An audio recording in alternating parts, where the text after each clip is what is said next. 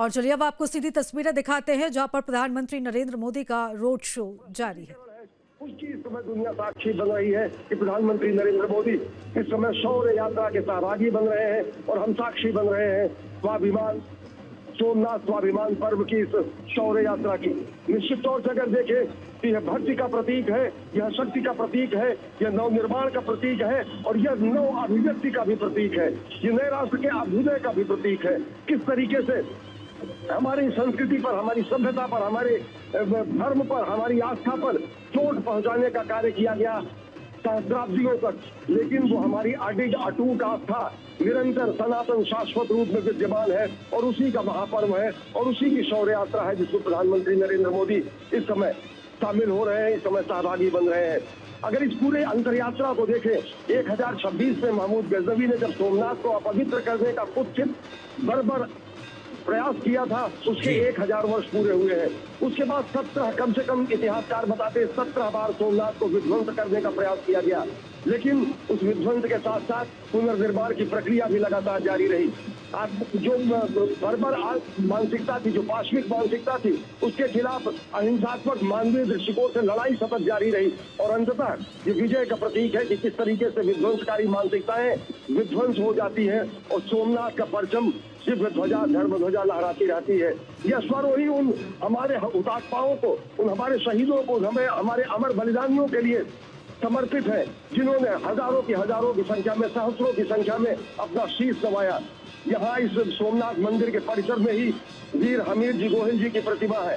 वीर हमीर जी गोहिल, करमपाल सिंह जी, अनेक ऐसे योद्धा यहाँ के रहे, इस क्षेत्र के योद्धा रहे, अनेक गोहिल और परवार योद्धा रहे, अनेक ऐसे राजपूत योद्धा रहे जिन्होंने अपना सर्वस्व न्यौछावर कर दिया, प्राण का, शरीर का एक एक कतरा और प्राण का एक सर्वोच्च अपना प्राणोत्सर्ग कर दिया सोमनाथ की रक्षा के लिए। राजा हमीर सिंह गोहिल का जो वक्तव्य है वो याद करने लायक है, वो ध्यातव्य है। यहाँ पर उन्होंने कहा कि शिव भक्तों का शीश झुकता नहीं है, शिव भक्तों का शीश चढ़ता है, शिव भक्तों का शीश शिव के सामने झुकता है, शिव भक्तों का शीश किसी अन्य शक्ति के सामने नहीं झुक सकता है। निश्चित तौर से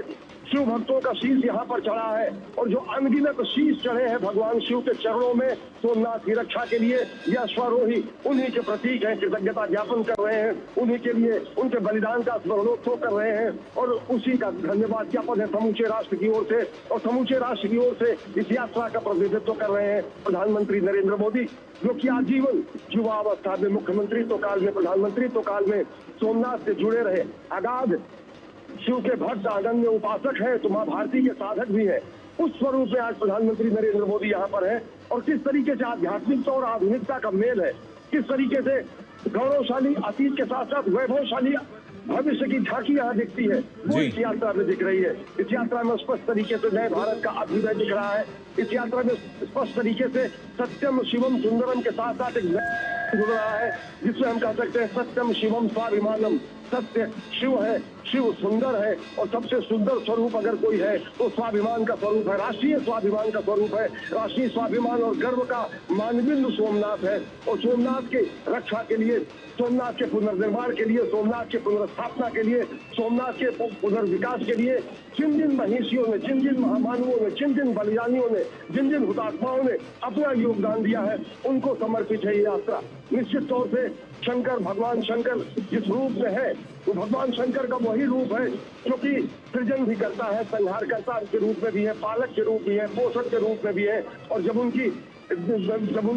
वो तांडव स्वरूप भी है, वो शिव स्वरूप भी है और वो सत्य स्वरूप भी है। तो वो सारी हमारी सनातन धर्म की जो मानसिक, जो हमारे मूल बिंदु है, वो यहाँ पर व्याख्यायित हो रहे हैं और निश्चित तौर से पूरी दुनिया ये देखेगी और दुनिया को आत्मसात करना पड़ेगा कि दुनिया के इतिहास में सारी जो सभ्यताएं थी, सारी जो पुरानी संस्कृतियां थी, वो बर्बर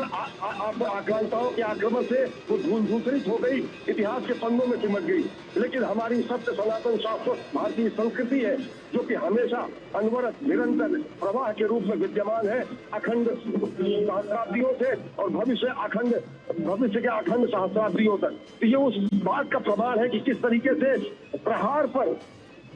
किस तरीके से संहार पर सृजन की विजय। आपके मोबाइल पर तुरंत आएगी ब्रेकिंग न्यूज। स्क्रीन पर सबसे पहले दिखेगी बड़ी खबर, देश दुनिया की हर खबर एक जगह। अब आपके मोबाइल पर तुरंत फटाफट इंस्टॉल कीजिए न्यूज नेशन ऐप और रखिए खुद को अपडेट।